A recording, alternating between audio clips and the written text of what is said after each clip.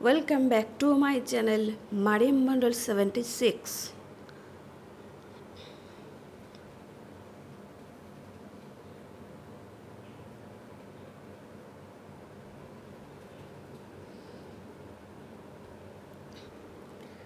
আসসালামু আলাইকুম বন্ধুরা, আশা করি সবাই ভালো আছো, আল্লাহর রহমতে সুস্থ আছো। আজকে আমি আরও একটা নতুন ভিডিও নিয়ে হাজির হয়েছি তোমাদের সামনে। তা আমি আজকে আলোচনা করব ভ্রাতৃত্ব ও বন্ধুত্ববোধ কেমন হওয়া উচিত। তো চলো বন্ধুরা, ভিডিওটি কন্টিনিউ করা যাক। তার আগে বলে রাখি, আমার ভিডিওগুলো ভালো লাগলে অবশ্যই চ্যানেলটিকে সাবস্ক্রাইব করে রাখবেন। তো চলো কন্টিনিউ করি। যার কাছে দুঃখের কথা বলে মন হালকা হবে এমন একজন সুহৃদ সাথী না থাকলে জীবন একটা মরুময় প্রান্তরের মতো হয়ে যায়। জীবনে চলার পথে ভালো একজন সাথী থাকলে চলার পথ সহজ হয়ে যায়। দুনিয়া ও আখিরাতের কাজে, সংসার ও ইসলামী দাওয়াতের কাজে অনেক কষ্ট হালকা হয়ে যায়। দিনদার ও জ্ঞানী লোক দেখে তার সাথে ভ্রাতৃত্ব ও বন্ধুত্ববোধ গড়ে তোলাই ভালো। ভ্রাতৃত্ব বন্ধুত্ব করুন একমাত্র আল্লাহর উদ্দেশ্যে। যাকে ভালোবাসবেন তাকে কেবল আল্লাহর ওয়াস্তে ভালোবাসুন। আর পরবর্তীতে খেয়াল রাখবেন যাতে ভালোবাসা কোনো কামনা বা স্বার্থের ভালোবাসায় পরিণত না হয়ে যায়। ভ্রাতৃত্ব বন্ধুত্ব বিনম্র ব্যবহার এবং হাসিমুখে সাক্ষাৎ প্রয়োগ করবেন বা করুন, যেহেতু এটিও একটি প্রেমের বাহুবন্ধন। যথাসাধ্য পরস্পরকে উপহার বিনিময় করুন, তাতে প্রেম স্থায়ী হবে।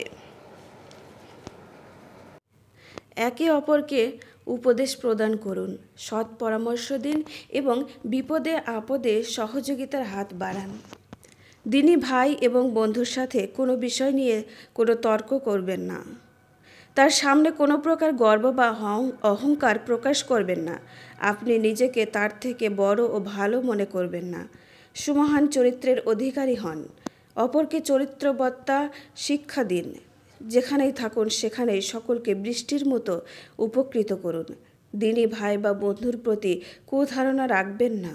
তার কোনো গোপন বিষয় অনুসন্ধান করার চেষ্টাও করবেন না। সে কোনো ভুল করলে ক্ষমা করে দেন। তার কোনো কথায় রাগ থাকলে তা হজম করে নিন। আপনি তার নিকট কোনো ভুল করে ফেললে তার কাছে ক্ষমা চেয়ে নিন এবং সে কোনো ভুল করে আপনার কাছে ক্ষমা চাইলে তাকে ক্ষমা করে দিন। ভাই বন্ধুর ব্যাপারে আপনার মনের ভিতর কোনো প্রকারের হিংসা, পরশ্রীকাতরতা ও সন্দেহকে স্থান দেবেন না।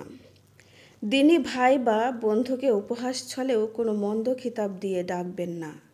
ভ্রাতৃত্ব বন্ধুত্বের কোনো প্রকার ভুল বোঝাবুঝি সৃষ্টি হলে তা সত্বর দূর করে নেবেন। আদান প্রদানের ক্ষেত্রে আপনি যে তার উপকার করেছেন, যা করছেন তা কারো কাছে বলবেন না। তার উপকার করে প্রশংসার বাসনা মনে গোপন রাখবেন না। দিনে ভাই ও বন্ধুর কোনো রহস্য ভেদ অন্যের কাছে প্রকাশ করবেন না। সর্বশেষে দিনের 3টি বিপরীতধর্মী নীতি মনে প্রাণে বিশ্বাস রাখুন।